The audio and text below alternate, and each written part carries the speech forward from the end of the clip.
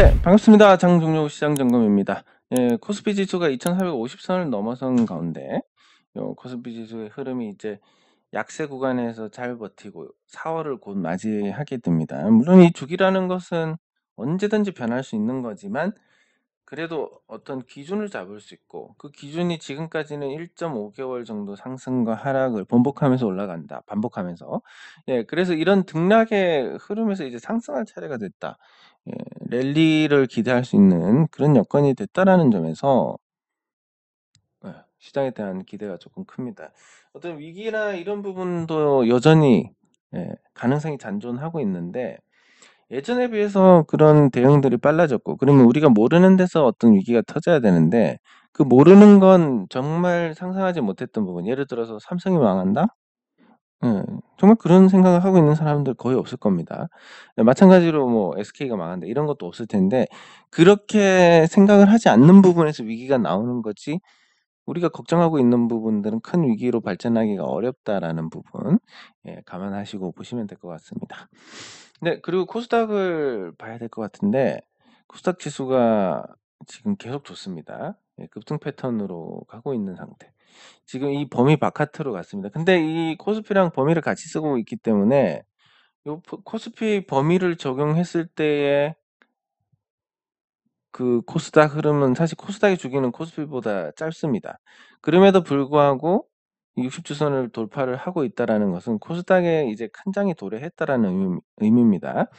코스닥에서 큰 장이라는 것은 결국 이 코로나 폭락 이후에 회복되는 이 과정에서 한번 나왔었고 이 과정 이후에 지금 이제 60주선을 예, 도대체 얼마 만인지 모르겠지만 한 거의 3년 가까이 되는 그 긴 시간 이후에 이제 이 극복을 하게 되는데 결국 시장에는 바닥이 드러났다고 보는 게 맞을 것 같습니다. 아무리 위기가 기다리고 있다 하더라도 지수는 바닥입니다. 여기서 다시 폭락을 한다? 글쎄 가능성이 그렇게 없지 않을까 생각이 들고 이 코로나 때 어떤 코스닥의 상승 동력이라고 한다면 요 하락 추세를 극복하면서 나왔던 반발. 그러면 이번 같은 경우는 이 하락 추세 같은 경우는 이전처럼 길지도 않고 그 추세가 굳이 만들면 이런 정도가 되는데 이 정도의 흐름을 극복한 건 올해 초입니다. 그래서 지금의 랠리를 이걸 극복하면서 나왔던 어떤 반발로 보기에는 다소 무리가 있지 않나. 그래서 저는 생각이 무게 중심이 이제 코스피에서 코스닥으로 옮겨오고 그리고 그게 거대한 추세 전환이다. 예, 코스닥의 어떤 추세를 보면 이 정점에 있었던 시기가 이제 2018년 말이었고 이후에 코스닥이 약세 주기가 되고 코로나 이후에 다시 강세 주기로 돌아서고 1년 반. 그리고 약세 주기로 돌아섰고 1 년. 다시 이제 강세로 돌아서는. 예, 그래서 과거의 어떤 긴 주기를 끝내고 비교적 짧은 주기 1년 상승하고 1년 하락하는 이 주기에 들어서게 되는데 그렇게 보면 올해는 그래도 괜찮을 것 같다. 코스닥이 올해 괜찮고 감사 보고서가 나온 지금은 의외로 몇 달간은 안전한 자산과 동일한 그런 상태가 되니까 코스닥에 대한 관심을 지속적으로 늘려나가는 그런 대응이 적절할 것 같습니다.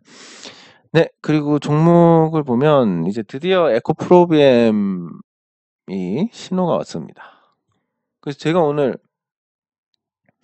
에코프로비엠에 승부를 걸려고 했는데 계속 밖에 돌아다니는 바람에 못했습니다. 근데 여기 보시면 제가 아침에 에코프로비엠을 매도를 했고 그리고 이 지금 보시면 6만 원입니다. 한 틱 먹고 그냥 정리했습니다. 왜냐하면 아침에 이제 9시 3분에 이 올라가지는 못하는 겁니다. '끝났다.'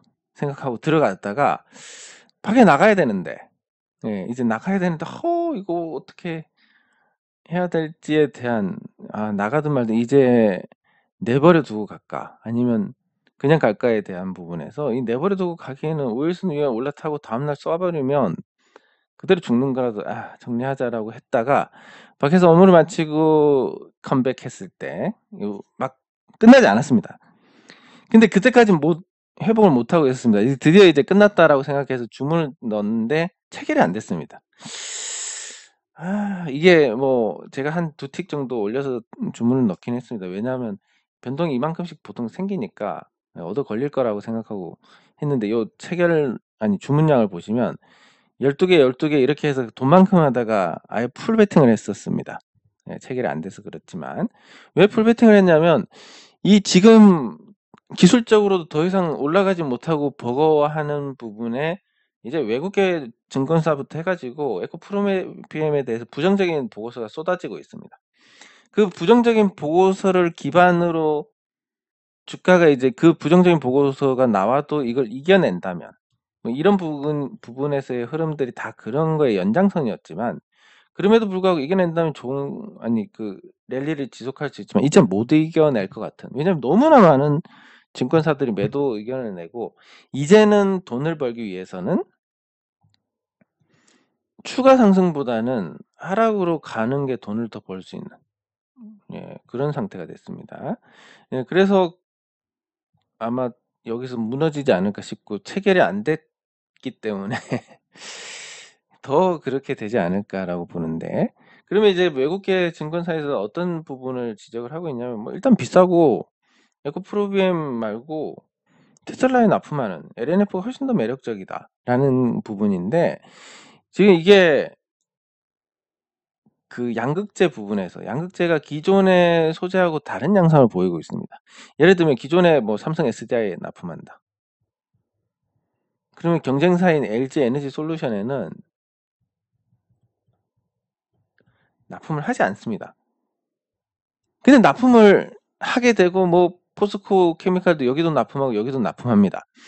자, 이렇게 이제 경쟁 관계에 상관없이 양극재를 납품한다라는 것은 뭐냐면 결국 이거 아무거나 써도 된다라는 의미입니다.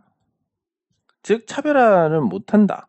그리고 에코프로비엠 같은 경우는 기존 삼성 SDI를 고객사로 잡고 있었는데 포스코 케미칼이 장기 계약을 했고 LG 에너지 솔루션도 포스코 케미칼하고 하고 뭐 이런 상태로 이제 고객사 내에서 우위를 범하지 못하고 있는 상태입니다. 아무거나 써도 되는 거니까. 아무거나 써도 되고 아무거나 사업 진입이 늦었던 포스코 케미칼이 금방 양산하는 거 그리고 삼성 SDI도 직접 양산하고 LG 에너지 솔루션도 LG 화학도 양산하는데 아무나 합니다. 근데 포스코 케미칼, 삼성 SDI, LG 화학과 비교하면 에코프로비엠의 자금력이 너무나 취약하기 때문에 버티지 못할 것이다. 그리고 지금 매도 보고서가 쏟아지기 시작했기 때문에 뭐 물론 내일 이렇게 치고 나가면 더 좋은 매도 기회가 있겠지만 아마 내일은 한번 쭉 미끄러지지 않을까에 대한 생각을 해보게 됩니다. 네, 굉장히 부정적이고 특히 이제 재무제표를 보면 이런 부분들을 확인할 수 있습니다. 뭐 올해 영업이익이 잘 날 거지만 보시면 영업활동으로 인한 현금 흐름이 마이너스입니다. 네. 그리고 투자가 지속적으로 늘어가고 있고 그 투자의 대부분은 이 빚을 내서 메꾸고 있다.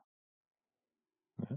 그럼 도대체 영업활동으로 인한 현금 흐름이 마이너스인데 어떻게 실적이 나오느냐에 대한 부분들 그거에 대해서 이제 요 재무구조 자산을 보면 결국 늘어난 부분 재고가 급격히 늘어났습니다. 3천억대에서 8천억대로 재고가 늘어났습니다. 그러면 재고가 는 거면 5천억인데 재고가 는 게 5천억인데 실적을 보니까 작년 거니까 3,800억. 재고 늘어난 거 빼면 이거 적자 아니야? 간단하게 이렇게 되는 겁니다. 간단하게 보더라도. 네, 그렇기 때문에 이제 취약한 부분이 거의 한계에 왔고 드디어 이제 무너지게 될 가능성이 매우 높아졌다. 거기다가 제가 일종의 인간 지표 역할을 하는데 제가 이제 호기롭게 저 풀 베팅한 게 체결이 안 됐습니다. 만약에 저게 체결이 됐으면 거꾸로 갈 수도 있는데 저게 체결이 안 됐기 때문에 실질적으로 이제 내려갈 가능성이 매우 높다라는 거. 예, 이렇게 보시면 되겠습니다. 지금 저 재고 자산으로 외형을 유지한다는 게 과거에 이 셀트리온 헬스케어하고 흡사한 부분이 있습니다. 예, 그래서 허상이다. 뭐 이렇게 이제 아예 단정을 지어버릴 수도 있을 정도로. 그리고 증설 계획이 2027년까지 잡혀 있는데 그 돈을 어디서 조달을 할 것이냐. 그리고 고객사가 금방금방 바꿔버리면 어떻게 할 것이냐. 어떤 제품을 써도 상관이 없으니까. 이런 부분들을 토대로 봤을 때 이제 끝났다. 제가 간을 보다가 놓치긴 했는데 어쨌든 끝났다라고 보는 게 맞을 것 같습니다. 만약에 저한테 한 번 더 기회가 온다면 좀 더 과감하게 적극적으로 베팅을 해야 되지 않을까 싶습니다. 네. 감사합니다. 감사합니다. 네. 감사합니다. 네. 감사합니다. 자, 오늘 그러면 이제 어떤 부분을 다룰 거냐. 사실 뭐 미국의 은행 위기 너무나 흔한 얘기고, 도대체 이제 우리 위기가 어디서 올 것이냐에 대해서 저는 이제 반도체 쪽에서 파열음이 발생할 것이다 봅니다. 감사합니다. 그러면 그 반도체 위기가 우리가 생각했을 때 뭐 삼성전자 적자 나는 거, SK하이닉스 적자 나는 거, 이게 아니라 어떤 큰 위기가 있다면 어떤 거냐라고 봤을 때 SK가 망하는 게 아닐까에 대한 부분을 오늘 다루도록 하겠습니다. 일단 비중이 너무 크신데 차이나 전기차 IRA도 상황이 안 좋은데, 근데 이게 가치 평가가 안 되는 부분이니까. 예. 가족들. 예, 맞습니다. 이게 특히 좀 마음이 안 좋으실 텐데, 뭐 돈 잃으면 이제 부모도 몰라본다고 하니까 가족들한테 좋게 대하기 힘드실 겁니다. 예, 그래서 뭐 지나고 나서 보면 이제 후회도 많이 하시게 되고 '아, 이런 상황을 안 만들어야 되겠다.' 네, 감사합니다. 예, 요런 이제 발전을 하시게 될 텐데, 그래도 이 마이너스 70% 라는 건 굉장히 좀 부담스러운 부분이 아닌가 싶고, 한번 살펴보도록 하겠습니다.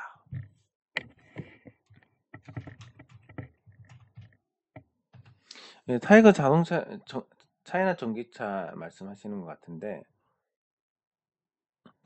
글쎄 이게 우리가 알 수 있는 방법이 없습니다. 어떤 걸 기초 자산으로 잡고 있는지에 대해서. 물론 나와는 있겠지만 그 회사를 알 수 없고, 제가 예전 경험으로 말씀드렸듯이 중국 업체에 대한 실사는 할 수가 없다라는 거. 예. 그리고 중국산 전기차 배터리는 괜찮지만 중국산 전기차에 대해서는 뭐 저조차도 웬만큼 싸도 안 사고 싶다는 생각이라서, 이게 어떤 그런 부분들까지도 반영을 해 나가고 있는 게 아닐까 싶고, 현재 상황에서 지금 마이너스 70%, 아니 비중이 70%고 14,000원 정도 갖고 계신 것 같은데, 뭐 비중 때문에 물을 타실 수도 없고, 그렇다고 이게 가치 대비해서 저평가냐 고평가냐 그걸 알기도 좀 어렵고, 그리고 1,400원 아니 14,000원 갈 수 있을까 없을까를 알 수 있다면 저도 참 좋겠는데 저희가 이걸 모릅니다. 그렇다면 무당처럼 갑니다, 못 갑니다 말씀드리는 게 편하겠지만 그러면 안 됩니다. 그게 거짓말이니까. 그래서 모릅니다. 예. 70% 너무 많습니다. 근데 여기서 하나 잘못, 뭐 투자가 어떻게 될지는 모르지만 70% 비중인데 더 물을 타야 할지 고민을 하시면 안 됩니다. 계속 떨어질까 봐 겁이 나면 여기서 손절을 또 고민을 하셔야 됩니다.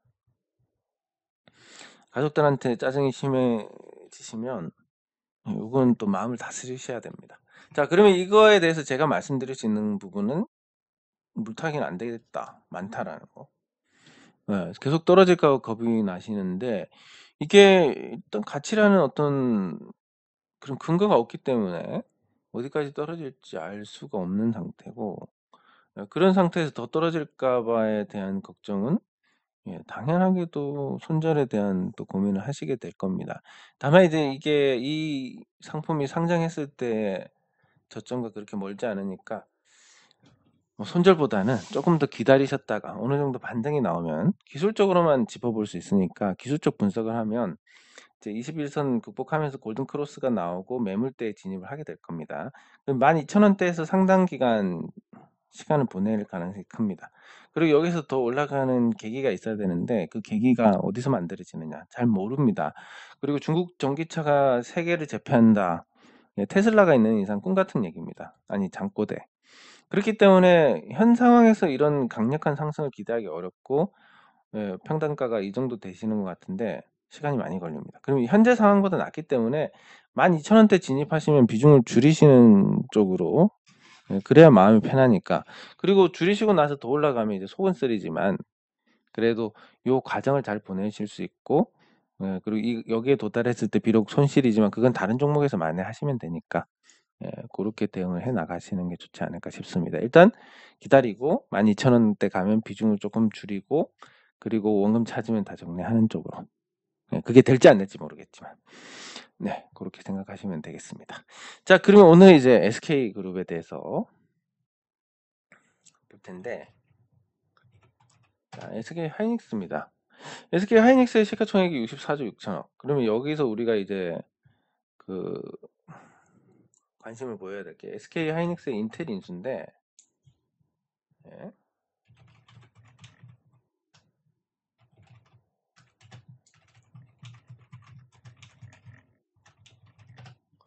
자, 인텔을 10조에 인수를 했습니다. 그러니까 인텔의 낸드 사업부인데, 낸드는 이 인수하는 시점에서 2022년 이 인수하는 시점부터 적자였습니다. 이게 그 전에, 예, 2022년 초인데 그 당시에 적자였고 지금 낸드 가격이 폭락을 하면서, 예, 적자가 아주 가중되고 있습니다. 그리고 이제 뭐 디램은 모르겠지만 낸드 같은 경우는 중국의 이제 YMTC라는 그 회사가 낸드에 진출을 했고, 64단 낸드를 선보이면서, 물론 이제 이 미세 공장에서는 뒤처지지만 뭐 싼 가격으로 밀어붙이면 또 팔리게 될 거고 그만큼 잠식을 할 거고 그런 게 존재하기 때문에 낸드 가격이 올라갈 수 없고, 뭐 이런 상태가 됩니다. 즉 SK 하이닉스는 10조를 다 날렸다라고 보시면 됩니다. 11조. 자, 그러면 SK 하이닉스가 11조를 날렸고, 두 번째로 SK 하이닉스가 이제 도시바, 도시바를 인수한 게 또 2017년에 있습니다. 네, 그리고 이제 매각 완료를 하고 지분이 남아 있을 건데,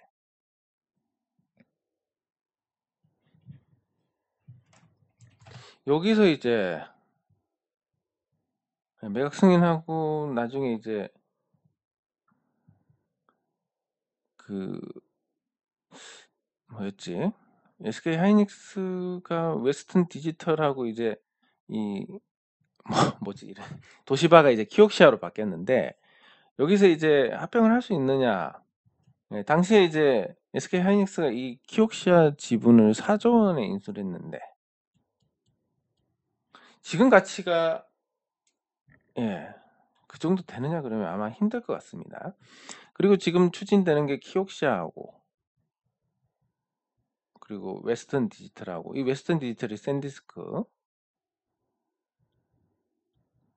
예, 샌디스크를 같이 품고 있기 때문에 요게 이제 그 일종의 뭐 표현하자면 저 HTO가 아니 HOT가 있었으면 HOT 자녀 멤버들이, 예, JTL, 예, 만든 이런 느낌.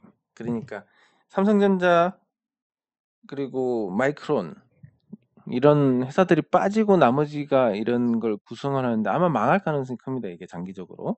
여기에 사존했고 그래서 거의 한 15조 정도를 낸드에 날렸습니다. 근데 SK 하이닉스가 이거 인수한다고만 날린 것뿐만이 아니라 보시면,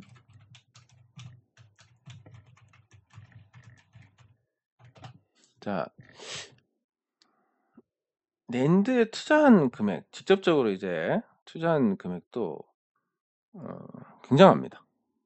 그래서 올해 1년에 10조 원씩 투자했는데 그중에 상당수가, 디램은 추가 투자가 많이 안 들어갔으니까 상당수가 낸드에 들어갔습니다. 매년.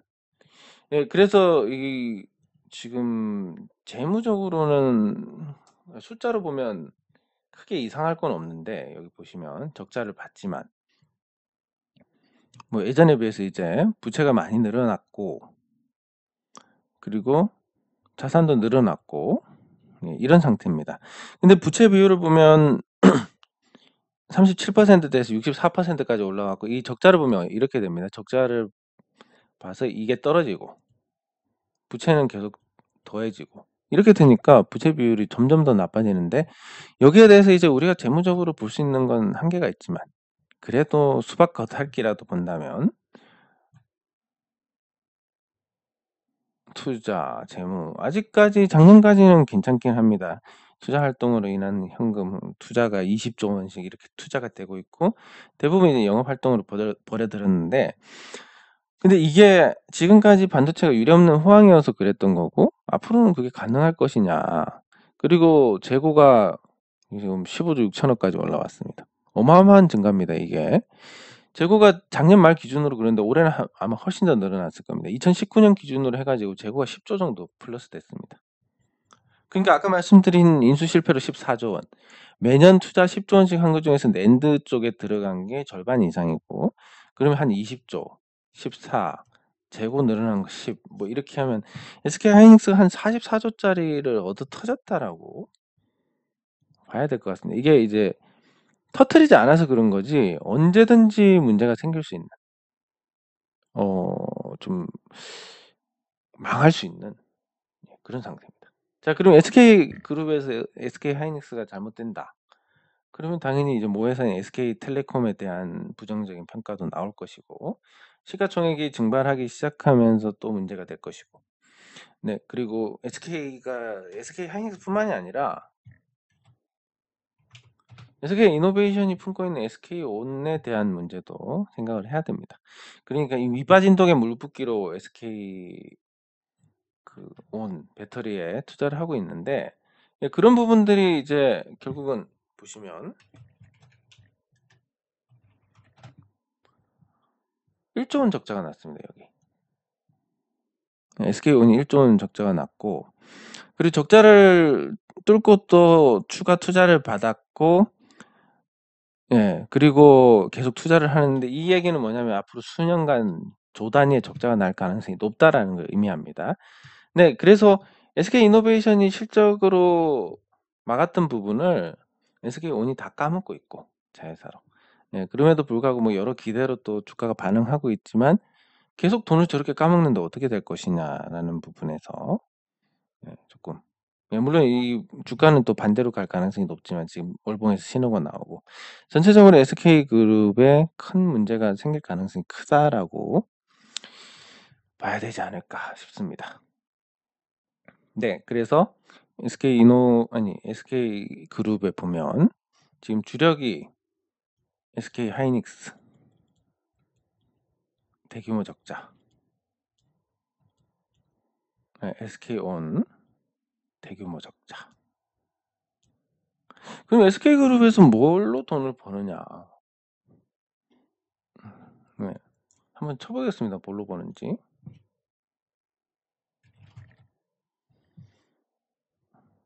SK가스 실적이 많지 않고 그리고 SK 렌터카 뭐 거기서 거기고 바이오팜 이런 거는 뭐 주가만 높지 보시면 SK 바이오팜 적자 네, 그리고 SK 스퀘어 적자 아이테크놀로지 적자 바이오사이언스 이건 뭐 적자는 아니지만 아무튼 뭐 뭐 별거 없는 상태.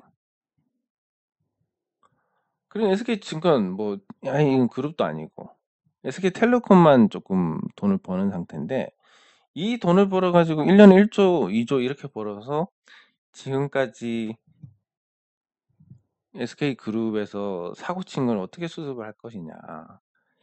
네, 그리고 지주사 SK도 별도 기준으로 보면 뭐 별 볼 일 없다. 자금력도 그렇게 많지 않고. 네, 거기다가 또 SK 오션 플랜트 이거 인수를 했는데 여기도 자금이 뭐 수천억 단위로 들어가고 그래서 보면 이제 전반적으로 SK그룹이 투자를 굉장히 좀 과감하게 하고 그게 이제 뭐 아니면 도구 어떤 주식 투자자와 같은 습성이 나오고 있는 상태입니다. 근데 이 전반적인 돌아가는 상황을 봤을 때 이게 호황이면 투자의 결실이 나오니까 좋지만 불황이니까 굉장히 부정적이고, SK 하이닉스나 뭐 SK 이노베이션은 제가 말씀드린 것과 반대로 주가가 좋아지니까 이거에 대해서 이제 체감을 하기 어려울 수 있는데, 그 파격적인 주주 환원 정책 왜 하는지 돈도 못 벌고 있으면서. 예. 뭐 그런 부분들.